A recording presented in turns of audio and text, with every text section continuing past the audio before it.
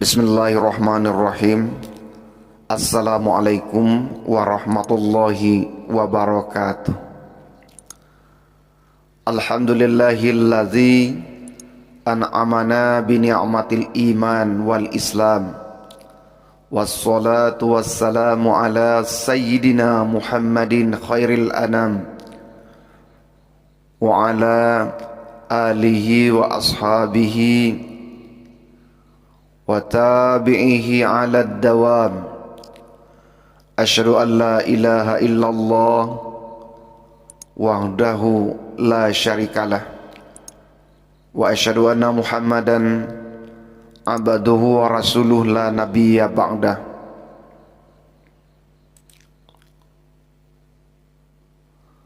Allahumma fassalli wa sallim ala sayyidina Muhammadin wa ala alihi wa sahbihi rasulillah ajma'in. Yang saya banggakan dan yang saya cintai seluruh para mahasiswa yang dapat ikut dalam perkuliahan ini. Pertama-tama, marilah kita mengucapkan puji dan syukur kehadirat Allah Subhanahu wa taala, Zat yang maha suci, Zat yang maha halus, Zat yang maha indah, yang senantiasa memberikan rahmat, hidayah, kekuatan lahir dan batin kepada kita.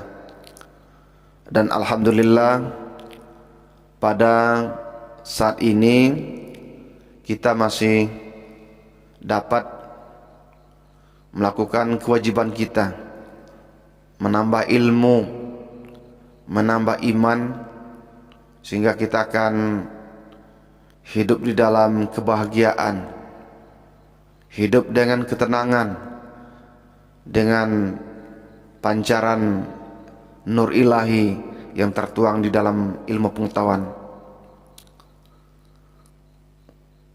Selanjutnya selawat dan salam, tak lupa kita munajatkan kepada Allah Subhanahu wa taala untuk Nabi kita Muhammad sallallahu alaihi wasallam.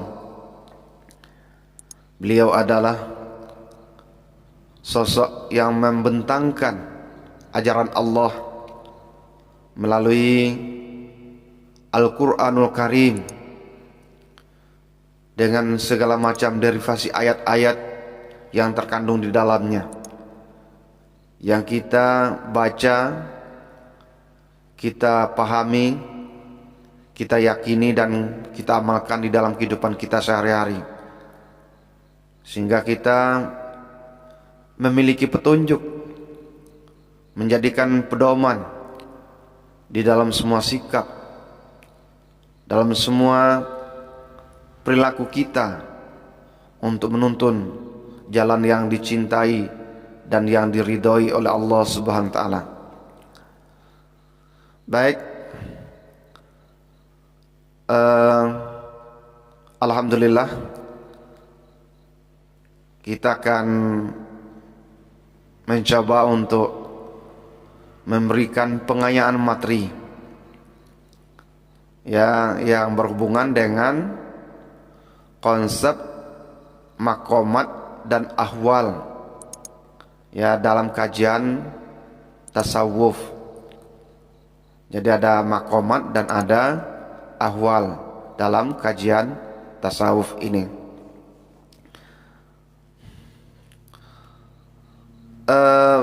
Pada dasarnya bahwa setiap orang mengamalkan tasawuf itu berkeinginan untuk berada sedekat mungkin dengan Allah Subhanahu wa taala, untuk sampai bisa mendekatkan diri kepada Allah Subhanahu wa taala. Ada beberapa konsep yang mestinya harus dimiliki dan dilalui oleh seorang salik, dalam bertasawuf. Di sini yang mestinya harus dilalui adalah maqamat. Maqamat ini merupakan sebuah jalan atau sebuah wadah yang mestinya harus diikuti oleh para salik dalam menuju kehadirat Allah Subhanahu wa taala.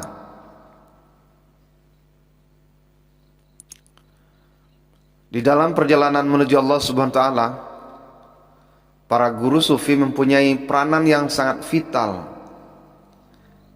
Ia merupakan tokoh sentral dalam dunia tasawuf, dan ia merupakan tokoh yang mempunyai otoritas dalam menuntun para salik dalam melakukan perjalanan menuju Allah Subhanahu wa taala. Melalui pengalaman-pengalamannya yang pernah didapati, kemudian membuat beberapa metode dan konsep untuk membantu dan memudahkan para salik mencari tujuannya.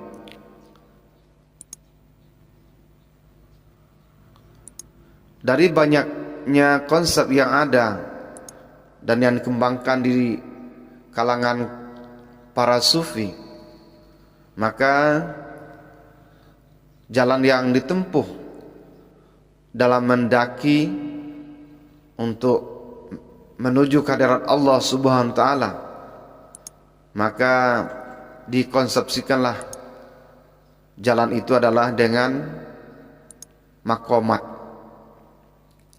Jadi maqamat itu adalah sebagai tangga untuk menuju kehadirat Allah Subhanahu wa taala.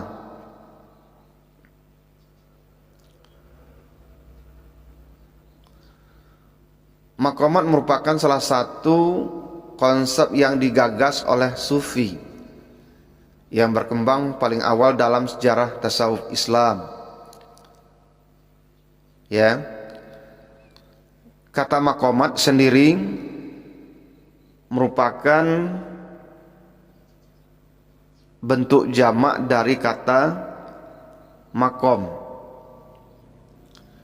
Ya, jadi bentuk jamaknya dari maqam.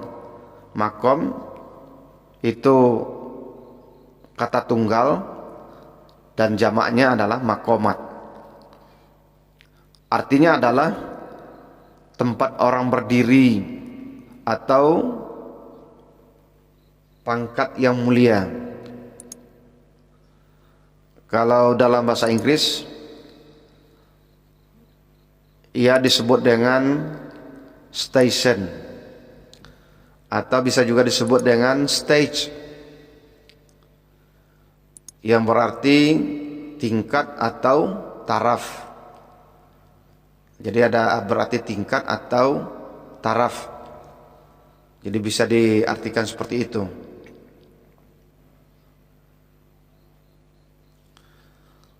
Jadi sama dengan istilah itu sebuah rumah, ya rumah yang bertingkat. Nah, untuk sampai kepada tingkat yang tinggi itu dibuat tangga.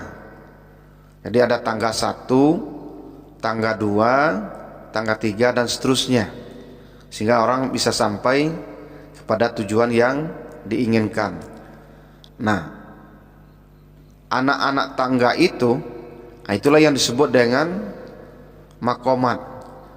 Jadi ada anak tangga pertama, anak tangga kedua, anak tangga ketiga dan seterusnya.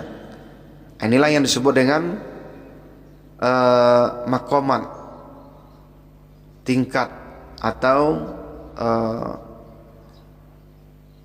klasifikasi untuk sampai kepada tujuan yang diinginkan.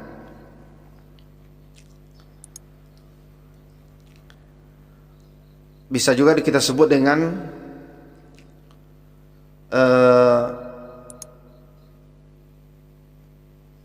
suatu tingkat, suatu alat atau suatu jalan yang panjang yang harus ditempuh oleh seorang sufi untuk berada sedekatnya dengan Allah Subhanahu wa taala. Kalau kita lihat sejarahnya kata maqamat itu, bahwa munculnya maqamat itu dari literatur yang kita baca adalah pada abad pertama Hijriyah, ketika para sahabat Nabi masih banyak yang hidup ketika itu. Sosok yang memperkenalkan konsep tersebut adalah dia itu adalah menantu Rasulullah SAW sendiri, yaitu sahabat Ali bin Abi Thalib. Hal ini dapat ditemukan dalam satu informasi bahwa suatu ketika para sahabat bertanya kepada beliau mengenai soal iman.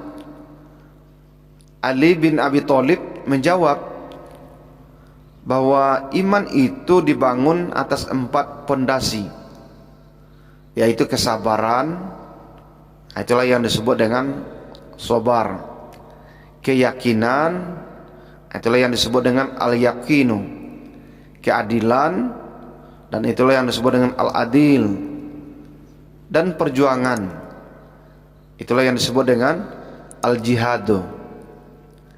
Dan masing-masing pondasi tersebut mempunyai 10 tingkat. Nah, itulah yang disebut dengan maqamat, karena dia banyak tingkat.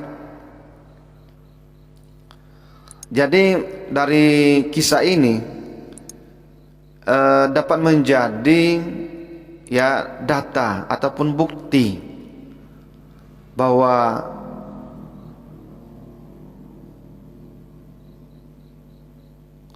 sumber dari maqamat itu telah ada sejak dari masa abad pertama itu sendiri, ya, dari masa zaman Nabi itu sendiri, sejak zaman Nabi Muhammad SAW.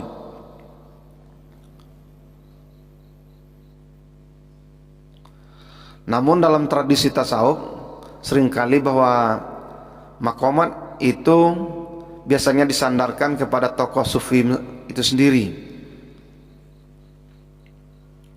Ya, siapa yang mencetuskan konsep maqamat, maka dia tentu mengikuti pengalaman-pengalaman yang pernah dialaminya.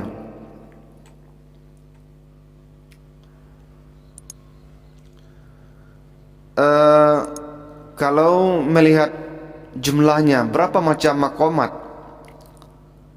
ya ini tidak mengikat jumlahnya. Jadi tergantung pengalaman orang yang memilikinya.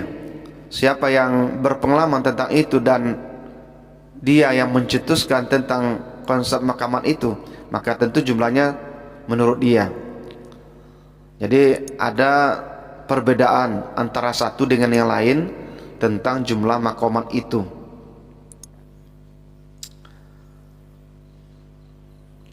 Jadi ada yang mengatakan misalnya jumlah maqamat itu 10. Misalnya Muhammad Al-Khalabazi, seperti yang dikutip oleh Harun Nasution, ia mengatakan bahwa jumlah maqamat itu jumlahnya 10. Misalnya dimulai dari at-taubah, zuhud, sabar, fakir, tawaddu, at-taqwa, at-tawakkal, ar-ridha, al-mahabbah, dan al-ma'rifah. Menurut satu keterangan ini bahwa jumlah maqamat itu 10.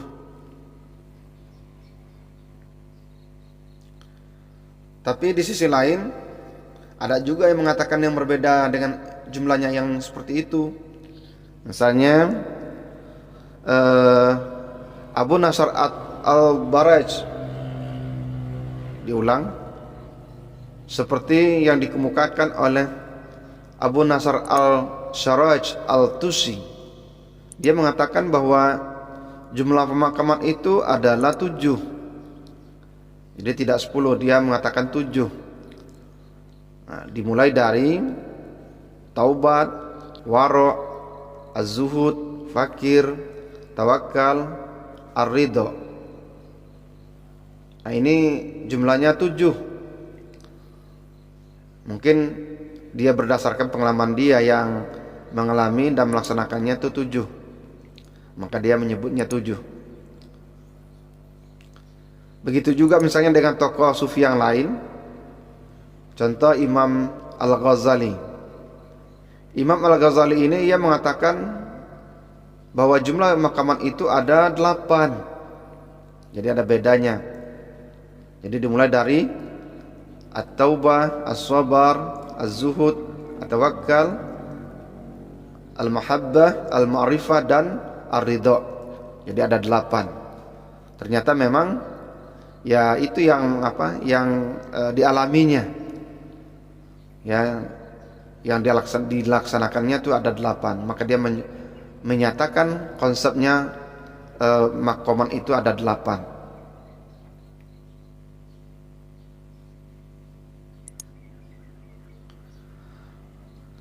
Namun ya kebanyakan yang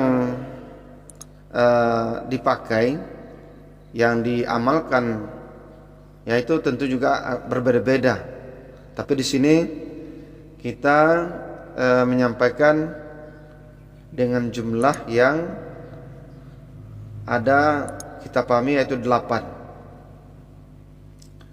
Pertama dengan taubah. Ya, taubah ini ternyata memang memiliki posisi yang amat penting. Dia menempati posisi yang pertama. Taubat. Taubat yang dimaksud sufi adalah taubat yang sebesar dan sebenar-benarnya. Taubat yang tidak akan membawa kembali kepada dosa lagi. Ya, terkadang taubat itu tidak dapat dicapai dengan sekali saja, tetapi memang harus mengendaki peresapan taubat itu secara berulang. Jadi tidak bisa cukup sekali. Tadi dia mengendaki ada pengulangan-pengulangan agar dia muncul sampai ya penyesalan kita melakukan keburukan itu dari hati yang terdalam. Bahkan diceritakan bahwa pernah ada seorang sufi yang bertaubat itu sampai 70 kali baru ia mencapai tingkat taubat yang sebenar-benarnya. Jadi jangan kita kira bahwa satu kali kita sudah bertaubat kita sudah bebas dari dosa. Tetapi ya memang kalau kita yakini sepenuhnya, kita memang betul-betul mengulang-ulang, hampir dia muncul, dia hadir dari bilik hati kita terdalam. Ya memang muncul seperti itu. Kita merasakan taubat. Jadi tidak hanya dalam ungkapan kata kita melakukan bertaubat, tetapi memang dari bilik hati yang terdalam memang dia merasakan bahwa ia ingin bertaubat. Nah, inilah yang memang kita maksudkan, agar memang hati kita betul-betul kembali hadir dengan Allah Subhanahu wa taala secara utuh. Nah, inilah yang dimaksud dengan taubat, ya taubat yang sebenar-benarnya. Itu adalah makom yang pertama. Makom yang kedua adalah az-zuhud. Zuhud, ya. Jadi seorang salik harus berikhtiar dengan zuhud.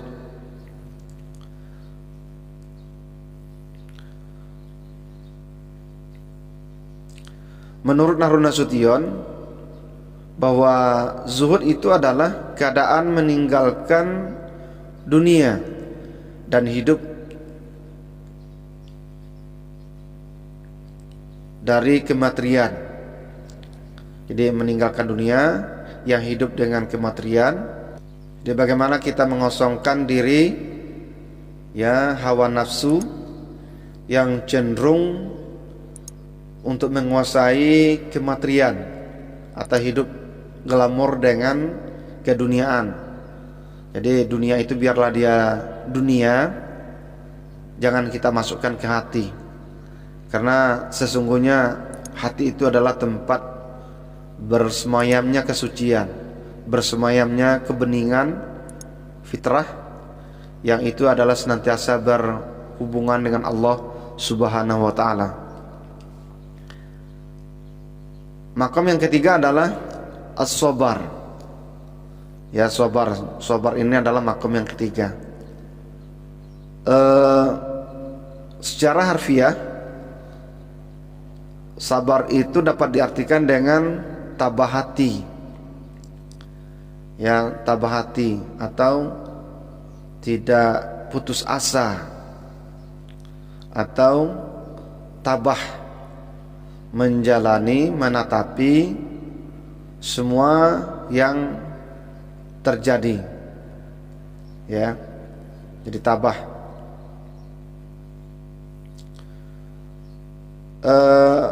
Dalam kalangan sufi bahwa sabar itu diartikan dengan tabah hati dalam menjalankan perintah Allah dan menjauhi segala larangannya, serta dalam menerima segala macam kecobaan yang ditinggalkannya. Jadi apa saja yang ditimpakan kepadanya dia tabah, karena ini adalah semua takdir dari Allah Subhanahu wa ta'ala. Jadi sabar itu ternyata memang adalah kualitas, ya, kualitas yang sudah melekat pada jiwanya. Jadi dia ketika menerima pesan-pesan sesuatu atau cobaan-cobaan sesuatu, bukan lagi dalam bentuk upaya dia harus sabar, tetapi dia memang betul-betul sudah menjadi kepribadiannya, dia adalah sabar. Jadi tanpa ada ikhtiar, memang sabar itu sudah melekat, ya, sudah duduk di dalam dirinya. Itulah yang disebut dengan sabar. Tapi kalau masih berikhtiar, masih berupaya, itu baru berjuang menuju sabar, belum menjadi sabar yang hakiki. Jadi masih perjuangan. Inilah yang dimaksud dengan sabar. Jadi orang sufi atau yang mau menjadi sufi, dia melakukan itu, ya, ikhtiar terhadap sabar, agar memang betul-betul sabar itu menjadi miliknya. Kemudian yang keempat adalah at-tawakkal. Tawakal itu adalah penyerahan diri, ya. Jadi menyerahkan diri kepada Allah Subhanahu wa ta'ala. Jadi tidak ada keraguan, tidak ada, ya, hijab yang menghalangi penyerahan dirinya kepada Allah Subhanahu wa ta'ala. Jadi kita silakan bekerja, silakan kita berikhtiar, tetapi semuanya kita sandarkan kepada Allah Subhanahu wa ta'ala. Ya, jadi tidak ada yang mendindingnya, tidak ada yang menghalanginya. Jadi penyerahan sifatnya adalah penyerahan secara total kepada Allah Subhanahu wa ta'ala.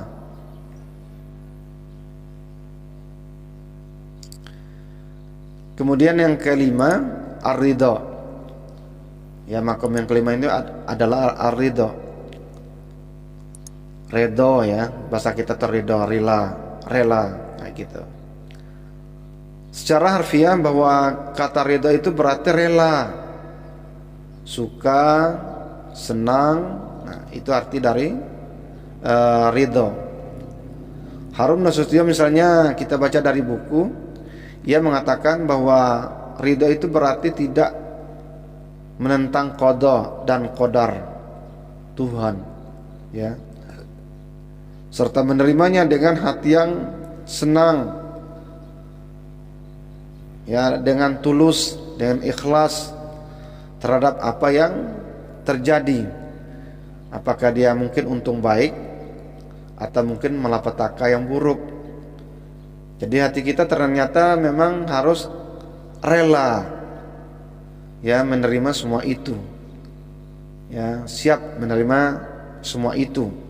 Nah, itu yang disebut dengan ridha. Kita yakini bahwa semua itu adalah Allah yang berkuasa. Semua itu adalah Allah yang mengizinkan, yang mengaturnya sehingga terjadi itu. Nah, itulah yang disebut dengan ridha gitu. Jadi hati kita harus ya tenang, ya menerimanya, rela, tulus, ya mengikuti yang terbaik apa yang dapat kita lakukan dalam kehidupan kita. Kemudian ya ada al-mahabbah.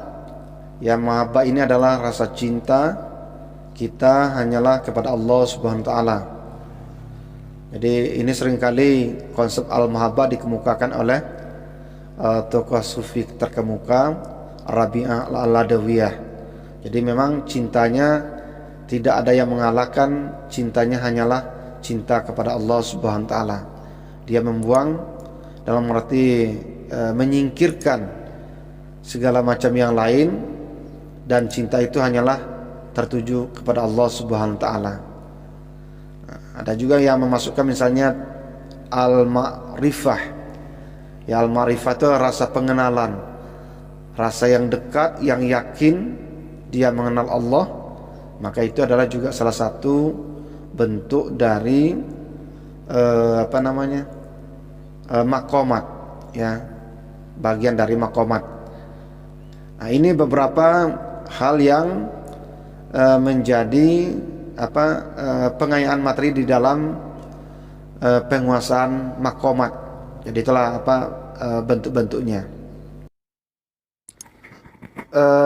Selanjutnya pemahaman kita terhadap ahwal. Ya, tadi maqamat sudah kita selesaikan, dan sekarang ahwal.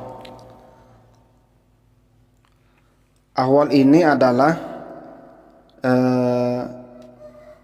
bentuk jamak dari kata hal, yang berarti keadaan atau situasi yang dialami oleh setiap sufi.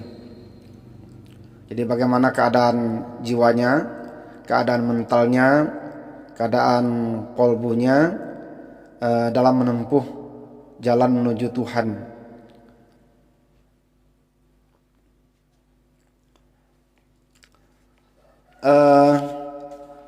Ahwal ini adalah keadaan-keadaan yang terjadi pada diri setiap individu sufi, di mana mental yang dialaminya itu mengalami perubahan. Ya, terjadinya adanya perubahan antara satu situasi dengan situasi yang lain. Terutama dalam hal ini adalah untuk mendekatkan diri kepada Allah Subhanahu wa taala. Misalnya keadaan-keadaan itu seperti ada muncul rasa al-khauf, ya, ada perasaan takut dengan Allah Subhanahu wa taala, ya, dengan sendirinya kita merasa khusyuk di dalam hati karena rasa khauf kita kepada Allah Subhanahu wa taala. Misalnya lagi rasa ada tawaddu. Ya, tawaddu itu adalah perasaan rasa rendah diri, rendah hati. Jadi kita merasakan tawaddu sungguh dalam diri kita. Begitu juga misalnya ada perasaan ikhlas, ya, yang muncul. Memang kita tidak senantiasa terus-menerus perasaan ikhlas ini kita miliki, tapi suatu keadaan atau rasa yang muncul seketika itu ada muncul ikhlas. Nah, itu yang disebut dengan hal, atau banyaknya itu adalah ahwal.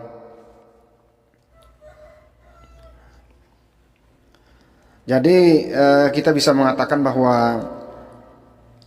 ahwal itu adalah keadaan, ya, keadaan atau kondisi spiritual yang melekat dalam kolbu. Dan ini merupakan sebuah efek atau sebuah impact yang terjadi dan muncul karena kita telah melakukan upaya-upaya ataupun telah melakukan pelaksanaan makomat ya di dalam tahapan-tahapan bertasawuf.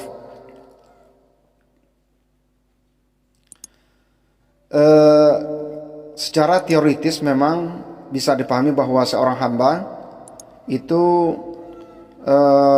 kapanpun ia bisa mendekatkan diri kepada Allah SWT dengan cara berbuat kebajikan, misalnya melakukan ibadah, riyadhah dan mujahadah, maka Allah akan memancarkan cahaya dalam kolbunya seorang hamba yang diinginkan itu.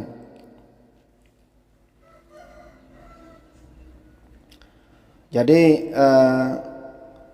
bahwa hal itu adalah bersemayamnya suatu keadaan tertentu di dalam hati, ya, tanpa ada unsur kesengajaan, usaha dan ikhtiar yang dilakukannya itu adalah sebelum terjadinya hal.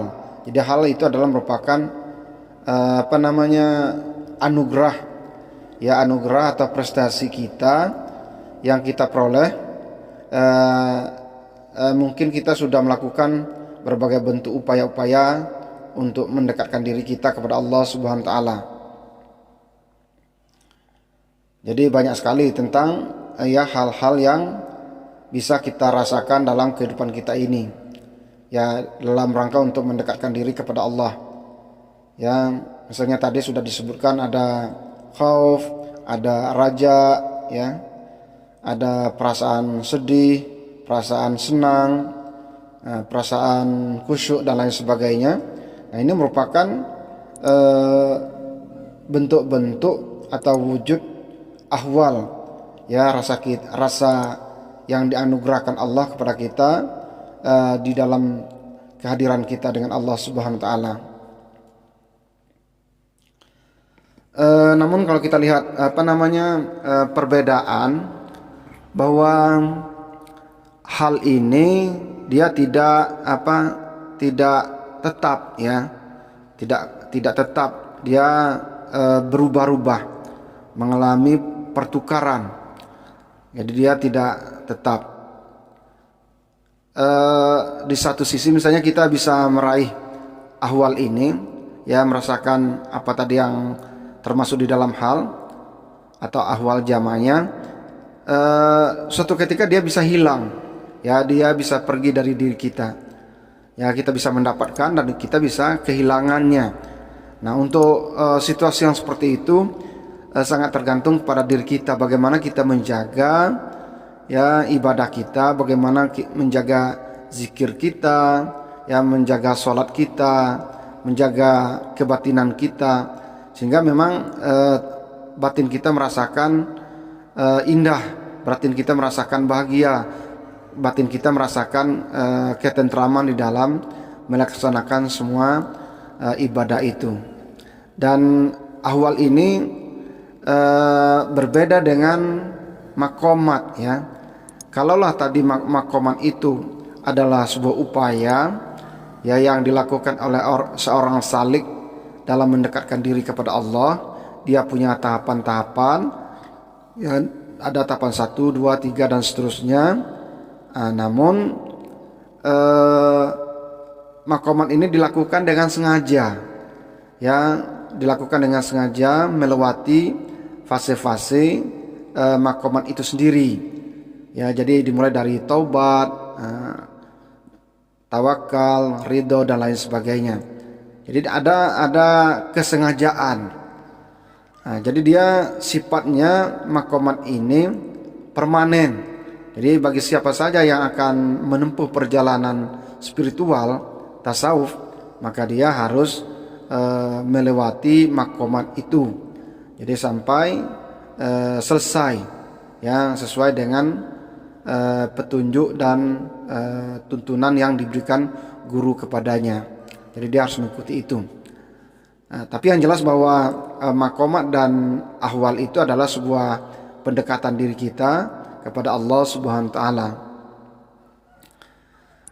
Inilah mungkin pengembangan materi kita pada tema maqamat dan ahwal dalam tasawuf. Mungkin cukup demikian. Kita tutup dengan membaca hamdalah alhamdulillahirabbil alamin. Wabillahi taufiq wal hidayah. Wassalamualaikum warahmatullahi wabarakatuh.